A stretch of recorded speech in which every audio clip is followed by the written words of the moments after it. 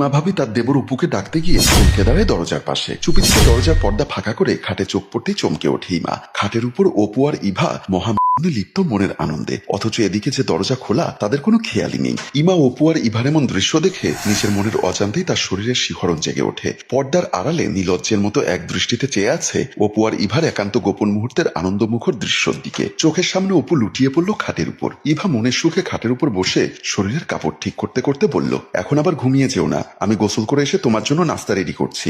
সকাল প্রায় 7টা হয়ে গেছে। অপু শোয়া থেকে হাঁপাতে হাঁপাতে বলল, অনেক টায়ার্ড লাগছে, আমি 10টা মিনিট ঘুমোই, তুমি গোসল শেষ করে আমাকে ডেকে দিও। ইভা একটা মুচকি হাসি দিয়ে বলল, তোমার 10 মিনিট ঘুম মানে অফিসে না যাওয়ার ধান্দা, তারপর অফিস অফ করে সারাদিন আমার সাথে দুষ্টুমি করা, তাই তো? অপু ক্লান্তি মনে বলল, আরে না, আজ অফিসে গুরুত্বপূর্ণ মিটিং আছে, আমি 10টা মিনিট রেস্ট করি। সত্যি বলছি, তুমি ডাক দিলে উঠে যাব। ঠিক আছে, তাহলে তুমি ঘুমো, আমি গোসল করে আসছি। বলে ইভা যখন বাথরুমের দিকে পা বাড়ালো, ইমা সতর্কতার সাথে দরজার সামনে থেকে সরে দাঁড়ালো। নাস্তার টেবিলে বসে আছে মোমেন খান ও নার্গিস বেগম। ইভা নাস্তার টেবিলে সবাইকে নাস্তা পরিবেশন করছে। এমন সময় নাস্তার টেবিলে প্রবেশ করলো ইমা ও বাবু। ইমা আর বাবুকে দেখে ইভা একটা মিষ্টি হাসি দিয়ে বলল, ভাবি ঘুম ভেঙেছে? আসুন তাড়াতাড়ি নাস্তা করে নিন, ভাইয়ার আবার অফিসের টাইম হয়ে যাচ্ছে। বাবু আর ইমা দুটো চেয়ার টেনে বসতেই মোমিন খান বলল, ছোট বৌমা, অপু এখনো ওঠেনি? বাবা, সে সকাল থেকে আপনার ছেলেকে ডাকছি, কিন্তু আপনার ছেলের ওঠার কোনো নামগন্ধই নেই। ইভার মুখে এমন কথা শুনে ইমা মনে মনে ভাবতে লাগলো, আমার ম্যাচকা দেবর ঘুম থেকে উঠবে কি করে? দিনরাত 24 ঘন্টা যদি বউয়ের আঁচলের নিচে পড়ে থাকে, তাহলে তো কম বয়সে বুড়ো হয়ে যেতে হবে। বলে মুচকি মুচকি হাসতে লাগলো ইমা। ইমাকে মুচকি মুচকি হাসতে দেখে বাবু হাতে ইশারা দিয়ে মুখ সোজা করে বলল। মোমিন খান বলল, আজকে অপুর অফিস নেই? অফিস আছে বাবা, কিন্তু আপনার ছেলে তাড়াহুড়ো করে অফিসে যাওয়ার অভ্যাস, দেখবেন 10-15 মিনিট আগে উঠে তাড়াহুড়ো করে না খেয়ে অফিসে চলে যাবে। ইমা বলল, এই বাসায় আমি এসেছি আজ কত বছর হলো, তোমার স্বামীর সেই ছোটবেলার অভ্যাস এখনো তুমি পরিবর্তন করতে পারলে না। নার্গিস বেগম বলল, হয়েছে হয়েছে, খাবার টেবিলে বসে এত কথা বলতে নেই। তোমাদের শ্বশুরের অভ্যাস কি ভালো?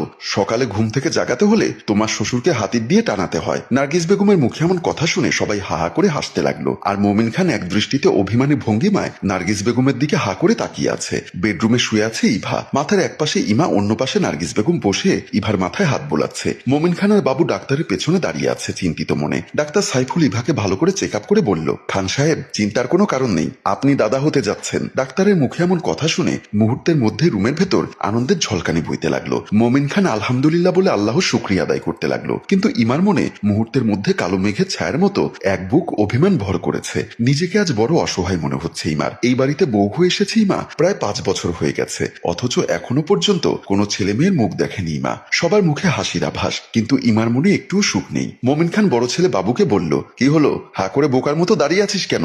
দৌড়ে মার্কেটে যা, তাড়াতাড়ি মিষ্টি নিয়ে আয়, পাড়া মহল্লা সবাইকে মিষ্টি মুখ করা। নার্গিস বেগম ইভার কপালে একটা চুমু দিয়ে বলল, লক্ষ্মী মা আমার, অবশেষে তুমি আমার মনের আশা পূর্ণ করলে। ডাক্তার সাইফুল মোমিন খানের কাছ থেকে বিদায় নিয়ে রুম থেকে বেরিয়ে গেল। বাবু চলে গেল নতুন অতিথি আসার খবর সবার কাছে পৌঁছে দেওয়ার জন্য।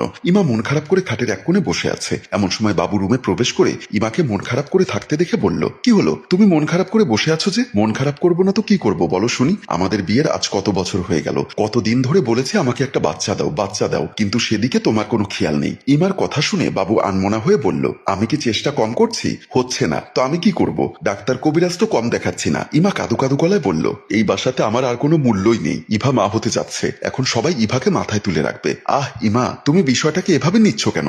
ধৈর্য ধরো, দেখবে খুব শীঘ্রই তুমিও হয়তো সবাইকে সুসংবাদ দিতে পারবে। তোমাকে দিয়ে তা কখনো হবে না। আমি বুঝতে পেরেছি তোমার ছোট ভাই অপু ইভাকে সারাক্ষণ কত আনন্দ ফুর্তি দেয়, আর তুমি? বাবু ইমার কথা শুনে শান্ত গলায় বলল, দেখো ইমা, শুধু শুধু আমাকে একার দোষ দিচ্ছ কেন? ডাক্তার তো বলেছে ধৈর্য ধরার জন্য, আর তাছাড়া প্রবলেমটা তো তোমার। বাবুর কথা শুনে ইমা কান্না করতে করতে বলল, আমি তোমার কোনো কথাই শুনতে চাই না, আমি মা ডাক শুনতে চাই, তুমি আমাকে বাচ্চা দাও। আমাকে কান্না করতে দেখে বাবু আমাকে জড়িয়ে ধরে কপালে একটা চুমু দিয়ে বলল, ইমা, তোমার প্রতি আমার ভালোবাসার কোনো কমতি ছিল না, এমনকি আগামী জীবনেও এক বিন্দু পরিমাণ কমবে না। তুমি আর এসব নিয়ে ভেবো না, এখন ঘুমোও। বলে খাটের উপর শুইয়ে দিল বাবু। পরিবারের সবাই ড্রয়িং রুমে বসে টিভি দেখছে। এমন সময় নার্গিস বেগম ইমাকে বলল, বৌমা, ইভাকে এখন আর ভারী কাজকাম করতে দিও না, তোমার কোনো কিছু প্রয়োজন হলে আমাকে বলো, আমি তোমাকে সাহায্য করব। নার্গিস বেগমের কথা শুনে ইমা বলল, ঠিক আছে মা, আপনি এ নিয়ে কোনো চিন্তা করবেন না। বাবু বলল, হ্যাঁ ইমা, ইভাকে আর বাসার কোনো কাজ করতে দিও না, প্রয়োজন হলে আমি আছি, অপু আছে, আমরা সবাই তোমাকে কাজে সাহায্য করব। বাবুর মুখে এমন কথা শুনে ইভা বলল,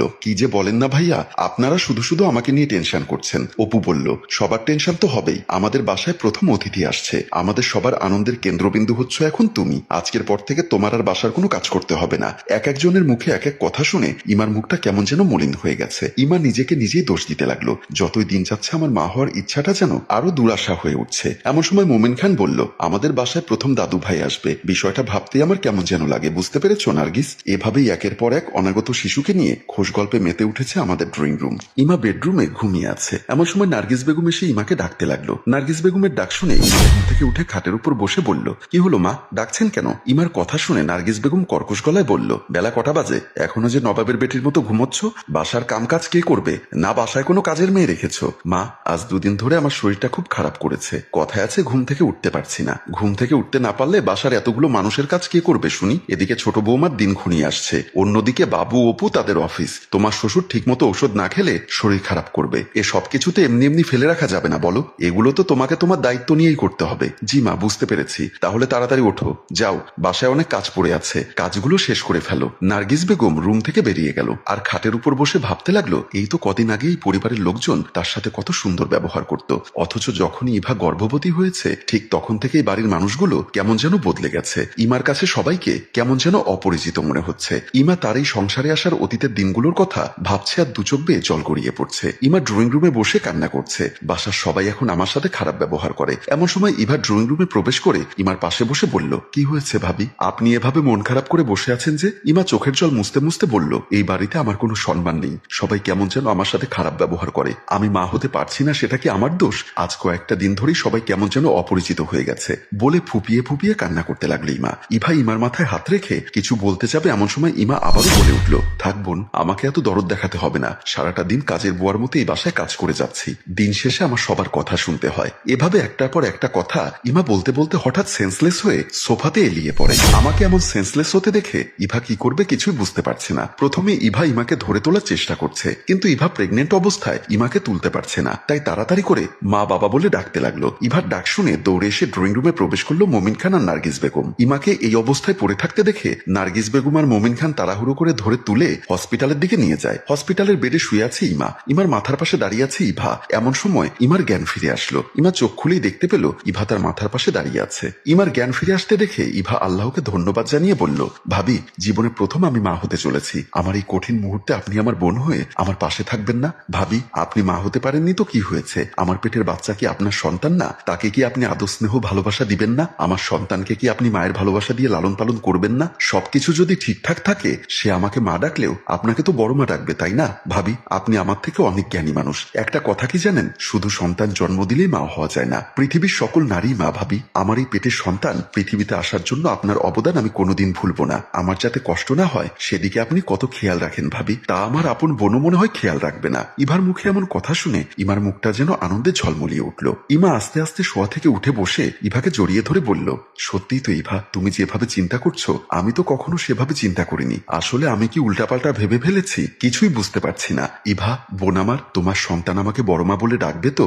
ইভা ও ইমা বেগমকে বুকে জড়িয়ে ধরে বলল, ভাবি, আপনাকেও বড় মা বলে ডাকবে। সম্মানিত ভিউয়ার্স, আপনি কখনো একা একা সুখী হতে পারবেন না, কষ্টের ভাগ কাউকে না দেওয়া গেলেও সুখ কখনো একা একা উপভোগ করতে পারবেন না। সুখ মানেই তো অনেকগুলো জীবনকে নিয়ে একসাথে ভালো থাকা। আমাদের গল্পটি যদি আপনাদের ভালো লেগে থাকে তাহলে লাইক, কমেন্ট ও শেয়ার করে আমাদের পাশেই থাকুন।